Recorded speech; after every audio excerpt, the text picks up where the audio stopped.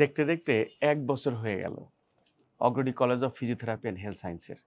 আমার অভিজ্ঞতা ক্লিনিক্যাল ২২ বছর।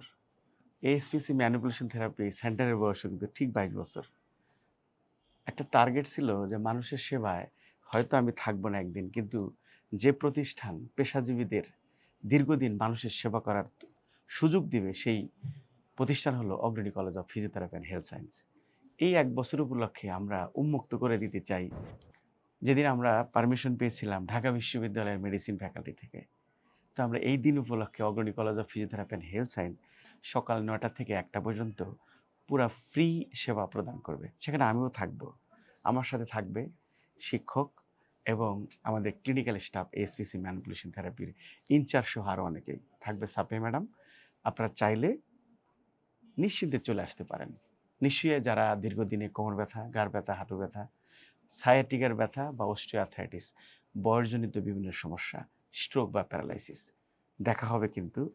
যদি আসেন, আপনাদের বা আপনার আশেপাশে যারা এই প্রবলেম ভুগছে, সম্পূর্ণ ফ্রি ট্রিটমেন্ট, ফ্রি কনসালটেন্সি। আপনি অবশ্যই সিরিয়াল দিয়ে আসবেন। সিরিয়াল দিতে ফোন করুন স্ক্রিনে দেওয়া নাম্বারে।